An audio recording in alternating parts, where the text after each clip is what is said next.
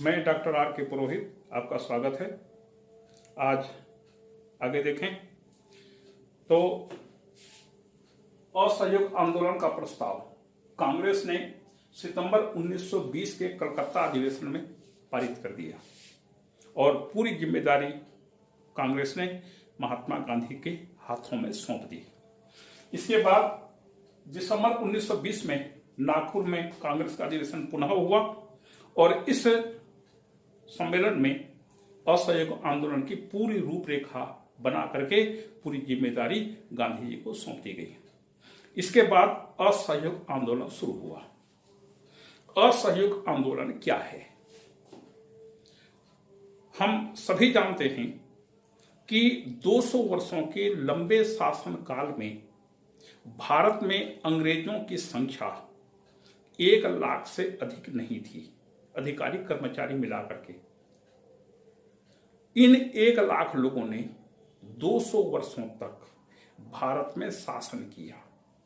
किसके बल पर? भारतीयों के सहयोग के बल पर। तो महात्मा गांधी का यह दृष्टिकोण था कि संपूर्ण ब्रिटिश शासन भारत में भारतीयों के सहयोग पर आधारित है। यदि भारतीय जनता अंग्रेजों को सहयोग करना बंद कर देगी तो अंग्रेज यहां पर किसी काम के लायक नहीं रह जाएंगे और वो कोई काम नहीं कर सकेंगे। पूरा प्रशासन शासन ठप हो जाएगा और विवश होकर के अंग्रेज देश छोड़कर चले जाएंगे।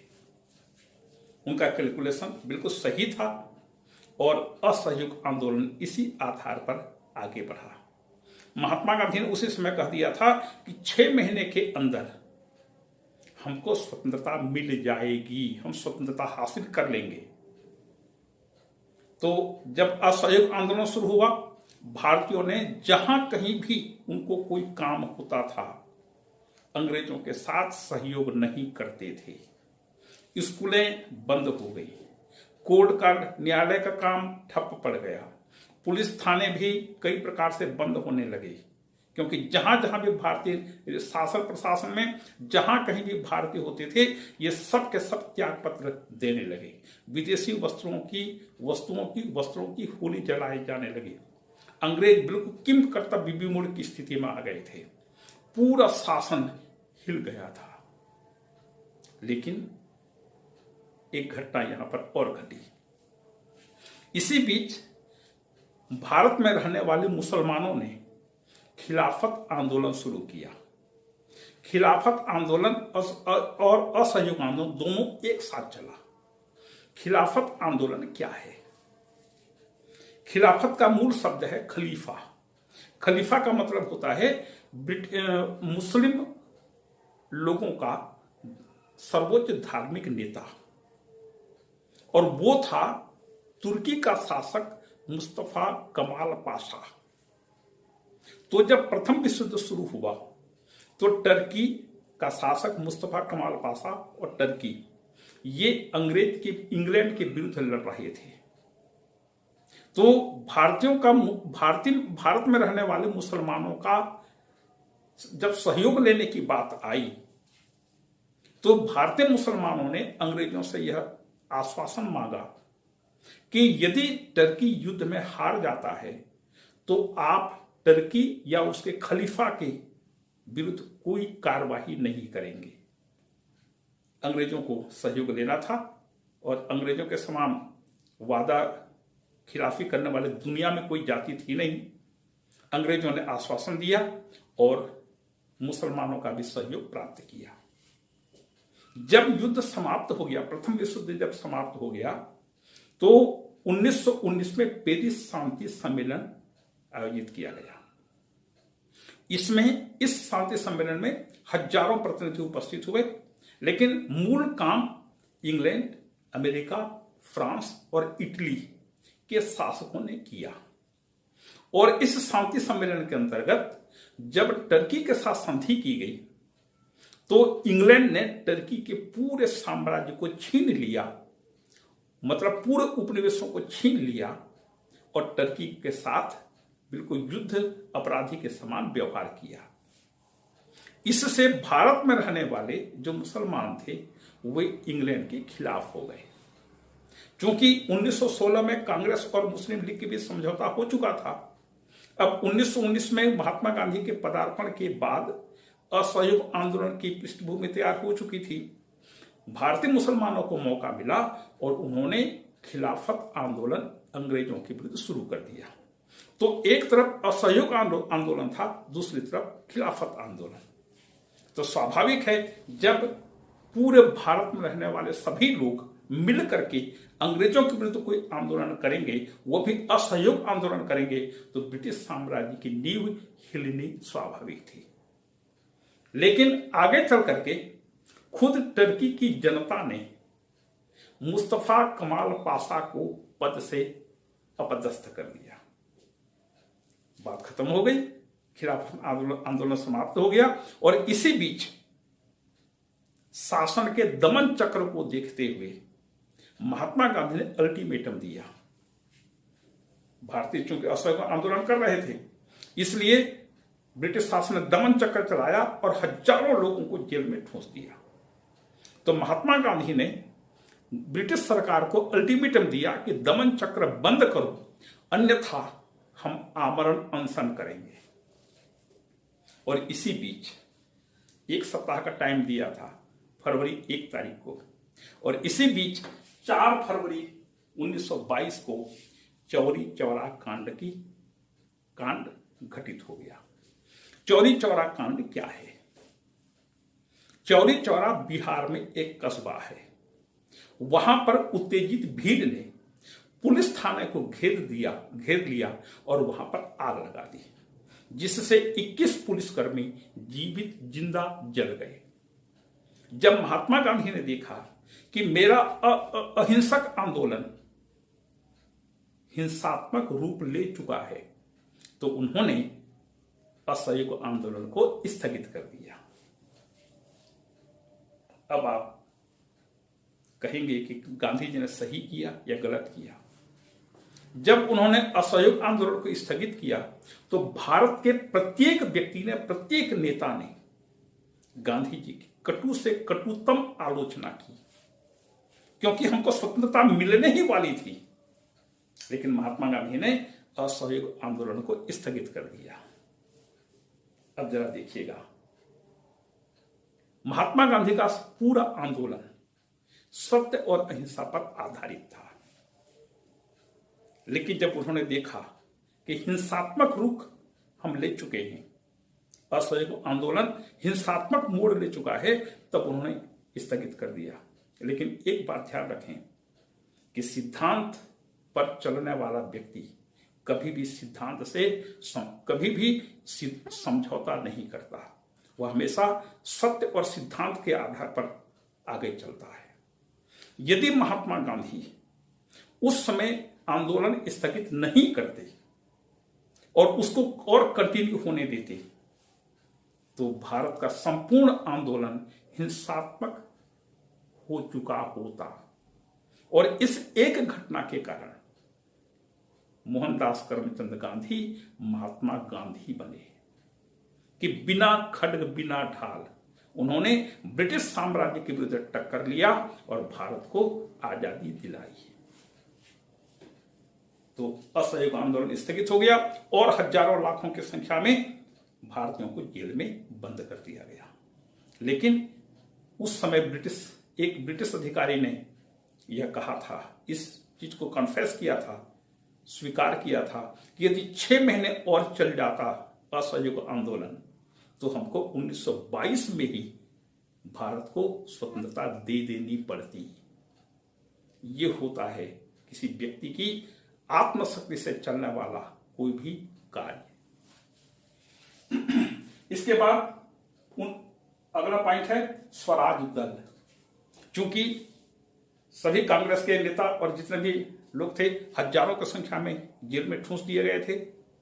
1919 के अधिनियम के अंतर्गत पहला चुनाव 1921 में हुआ, दूसरा चुनाव 1924 में हुआ, 3 साल के बाद। तो चूंकि सभी नेता प्राय जेल के अंदर थे, इसलिए मोतीलाल नेहरू और देशबंधु चित्तरंजन दास, इन दोनों ने तय किया कि एक नई, चूंकि कांग्रेस को अवैध घोषित किया जा चुका था। अब कांग्रेस नहीं है तो चुनाव कौन लड़ेगा?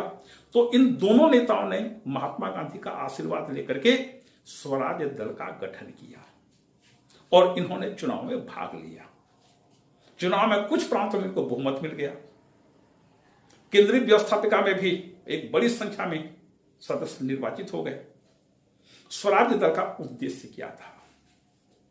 इसका उद्देश्य था सरकारी कार्य में अड़ंगा लगाना, बाधा डालना, ताकि सरकार कोई काम करने न पाए, और इस प्रकार से अड़ंगा डाल करके इतना परेशान कर डालना कि सरकार छोड़ने को मजबूर हो जाए, अंग्रेज देश छोड़कर भागने को मजबूर हो जाए।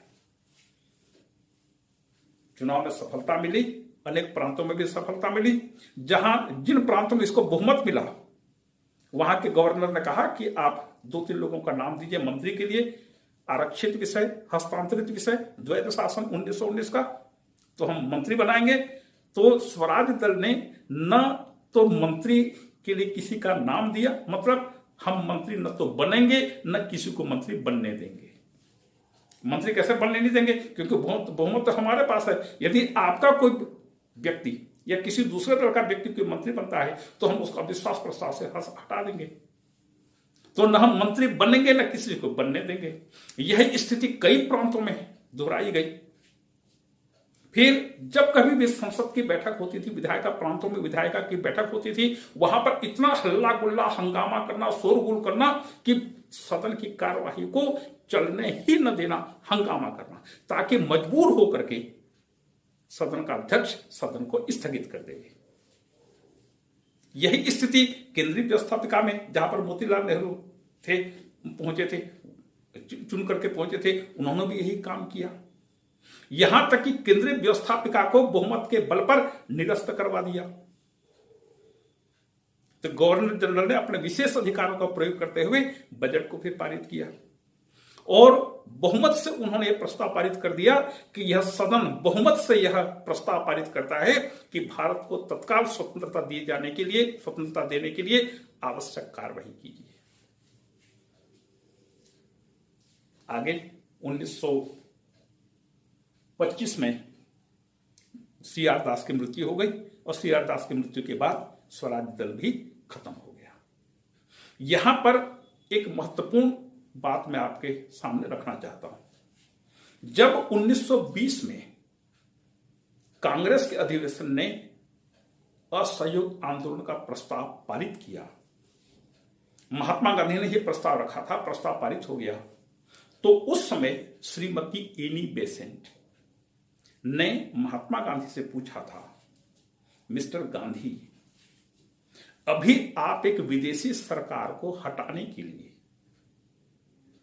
आप असहयोग आंदोलन कर रहे हैं। हम मान लेते हैं कि आपको स्वतंत्रता मिल जाएगी, लेकिन एक बात बताइए, यदि आपको आजादी मिल जाती है, आप अपनी सरकार की स्थापना कर लेते हैं और उसके बाद यदि उस निर्वाचित सरकार को आपके देश की जनता असहयोग आंदोलन करके यदि हटाना चाहेगी, हटाएगी, आंदोलन करेगी, आप क्या करेंगे? महात्मा गांधी मौन रह गए, कोई जवाब उनके पास नहीं था। और आज हम यही देख रहे हैं, स्वतंत्रता प्राप्ति के बाद जब विभिन्न प्रांतों में केंद्र में सरकारें बन रही हैं, तो उन निर्वाचित सरकारों को पद से हटाने के लिए देश भर में विभिन्न प्रकार के आंदोलन हो रहे हैं, रैलियां निकाली जा रही हैं, प्रदर्शन हो रहे हैं, विरोध व्यक्त किया जा रहा है, निर्वाचित सरकार को काम करने नहीं दिया जा रहा है। एक व्यक्ति का उद्देश्य पवित्र हो सकता है, लेकिन आने वाली पीढ़ी उसे पवित्र उद्देश्य से काम करेगी, इसकी कोई गारंटी नहीं दी जा सकती। एक बात। दूसरी बात, स्वराज दल ने अड़ंगा डालने की नीति अपनाई। उसका उद्देश्य था ऐसा अड़ंगा डालो कि सरकार या सदन कोई काम ही नहीं कर सके। उसमें उसे सफलता भी मिली। लेकिन आज हमारे देश की संसद में, विधानसभा में क्या हो रहा है? मुट्ठी भर विरोधी दल के लोग सदन की कार्यवाही में इतना ज्यादा हंगामा करते हैं कि सदन की कार्यवाही सप्ताह तक, 15 दिन तक, महीने भर तक पूरी तरह से भंग हो जाती है, स्थगित हो जाती है। 1 मिनट भी काम नहीं हो पाता। प्रेरणा कहां से मिली? यही स्वराज्य दल से। मोतीलाल नेहरू और CR दास, इनका उद्देश्य पवित्र था कि हम सरकार को तंग करने के लिए नीति अपना रहे हैं। उन्होंने अपनाया, उन्हें सफलता भी मिली। लेकिन आज संसद में जो हंगामे हो रहे हैं, इनको प्रेरणा कहां से मिली है? इसी स्वराज्य दल की नीतियों से प्रेरणा मिली है। तो क्या इसे उचित कहा जा सकता है? अभी देखिए, इसी 2023 का बजट लोकसभा में बिना चर्चा के पारित मान लिया गया। 1 दिन, 1 मिनट भी इस पर चर्चा नहीं हो पाई और बजट पारित हो गया सदन से। ये इन दोनों आंदोलनों का, असहयोग आंदोलन, स्वराज्य दल की नीतियां, इन दोनों का परिणाम, दुखद परिणाम, कुपरिणाम आज पूरे देश की जनता भोग रही है। इसके बाद साइमन कमीशन आया। 1919 के अधिनियम के अंतर्गत यह व्यवस्था की गई, यह प्रावधान किया गया था कि द्वैध शासन जब हम लागू करेंगे तो इसके 10 साल के बाद एक कमीशन हम बनाएंगे। वह कमीशन प्रांतीय द्वैध शासन का अध्ययन करके निष्कर्ष बताएगा यह द्वैध शासन भारत में सफल हुआ या नहीं हुआ। तो 1919 में अधिनियम पारित हुआ, 10 साल 1929 होता है। क्योंकि अधिनियम का क्रियान्वयन 1921 में किया गया, तो वहां से 10 साल 1931 होता है। लेकिन ब्रिटिश सरकार ने खुद इसको जान लिया था, ताड़ लिया था कि द्वैध शासन सफल नहीं हो सकता, हम जबरदस्ती इसको थोप रहे हैं। तो उसने 2 साल पहले या 4 साल पहले 1927 में उसने साइमन कमीशन की स्थापना की और कहा कि आप भारत जाकर के द्वैध शासन का अध्ययन करके हमको रिपोर्ट दीजिए। तो सर जॉन साइमन ब्रिटिश संसद के सदस्य थे और उनके साथ 6 और सदस्य थे, ये सब अंग्रेज थे। इन 7 सदस्यों का कमीशन भारत आया। भारतीय राष्ट्रीय कांग्रेस ने मांग की कि इसमें भारतीयों को भी सम्मिलित किया जाए, लेकिन ब्रिटिश सरकार ने यह बोल दिया क्योंकि यह रिपोर्ट हमको ब्रिटिश सम्राट के सामने पेश करना है, इसलिए हम इसमें भारतीयों को सम्मिलित नहीं करेंगे। परिणाम यह हुआ कि जब कमीशन भारत आया, बंबई में उतरा, तो बंबई ने हड़ताल और साइमन गो बैक के नारों से इसका स्वागत किया। यह कमीशन पूरे भारत में जहां कहीं भी गया, सब जगह हड़ताल, प्रदर्शन, जुलूस और रैली के द्वारा कमीशन का विरोध किया गया। मतलब साइमन कमीशन जिस उद्देश्य से आया था, वो पूरा उद्देश्य इसका पूरा हो गया। और साइमन कमीशन ने अपनी रिपोर्ट में यह कहा कि द्वैध शासन भारत में पूरी तरह से असफल हो गया है, इसलिए इसको समाप्त किया जाए और प्रांतों में स्वायत्त शासन की स्थापना की जाए। द्वैध शासन के बारे में एक मजेदार कमेंट आप सुनिएगा।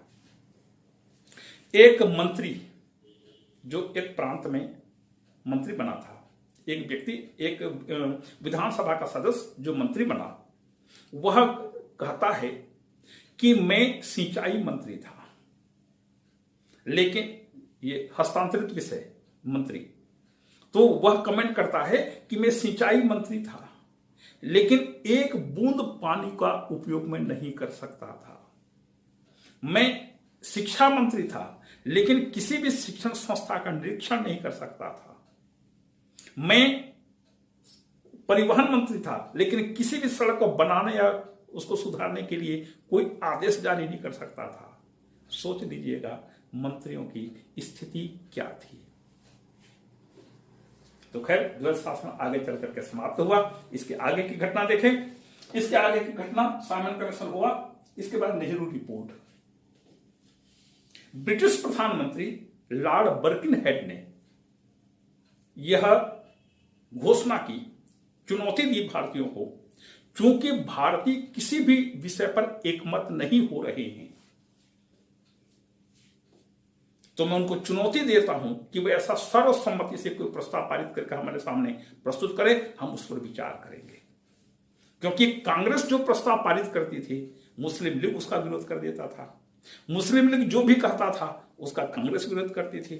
और भी अनेक अनेक ग्रुप्स, अनेक अनेक समूह जो कि ब्रिटिश सरकार ने उत्पन्न किए थे, ये सब 4, 5, 6, 8 ग्रुप मिलकर के एक दूसरे की बातों का खंडन कर देते थे और उससे सहमत नहीं होते थे। तो ब्रिटिश प्रधानमंत्री ने भारतीयों को चैलेंज किया कि आप ऐसा कोई सर्वसम्मति से प्रस्ताव तैयार करिए जिस पर वो विचार करेंगे।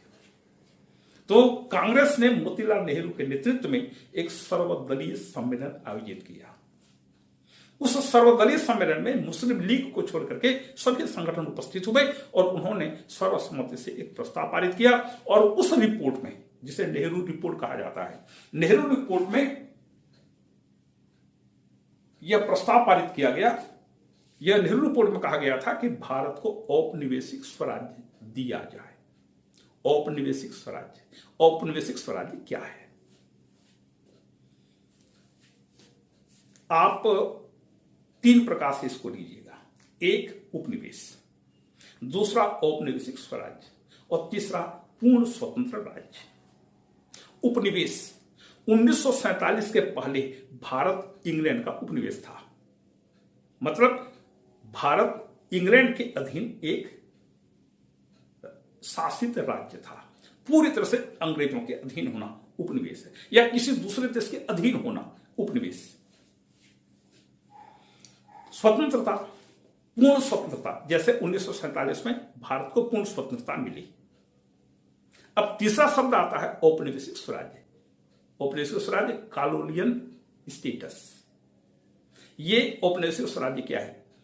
जब एक देश को आंतरिक क्षेत्र में, मतलब देश के अंदर पूर्ण स्वतंत्रता दे दी जाती है और विदेश नीति के क्षेत्र में उससे यह अपेक्षा की जाती है कि वह ब्रिटिश सरकार के विरुद्ध कोई नीति न बनाए, कोई काम न करे, और उस देश का राष्ट्रपति नहीं होता, गवर्नर जनरल होता है, और उस गवर्नर जनरल की नियुक्ति ब्रिटिश सम्राट अपने हस्ताक्षर और पद मुद्रा से करता है, तो उसे औपनिवेशिक स्वराज्य वाला राष्ट्र कहते हैं। जैसे ऑस्ट्रेलिया, कनाडा, न्यूजीलैंड, ऐसे दर्जनों राष्ट्र हैं अभी भी जिन्हें औपनिवेशिक स्वराज्य की स्थिति प्राप्त है। जैसे कनाडा, ऑस्ट्रेलिया है, न्यूजीलैंड है, यहां पर राष्ट्रपति का पद नहीं होता, गवर्नर जनरल का पद होता है। इस गवर्नर जनरल की नियुक्ति ब्रिटिश सम्राट करता है, भले ही उसी देश का आदमी होता है और उसी देश का मंत्रिमंडल जिसका नाम भेजता है उसी को सम्राट सिग्नेचर करके भेज देता है, लेकिन उस देश की प्रजा ब्रिटिश सम्राट की प्रजा मानी जाती है। इसको औपनिवेशिक स्वराज्य कहते हैं। ये ब्रिटिश दिमाग की उपज है। कनाडा आज भी ब्रिटिश उपनिवेश है जिसे औपनिवेशिक स्वराज्य प्राप्त है। इन देशों से यह अपेक्षा की जाती है कि आप देश के अंदर जो भी नीति बनानी है, जो भी काम करना है, करिए, सब ठीक है, हम आपके देश के अंदरूनी मामले में कोई हस्तक्षेप नहीं करेंगे। लेकिन जब आपकी विदेश नीति की बात आती है तो चूंकि आप हमारे ही सम्राट के प्रजा हैं, इसलिए आप हमारे देश के विरुद्ध कोई काम नहीं करेंगे या कोई नीति ऐसी नहीं अपनाएंगे जिससे ऐसा लगे कि ब्रिटिश सम्राट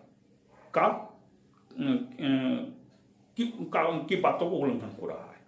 इसको कहते हैं औपनिवेशिक स्वराज्य।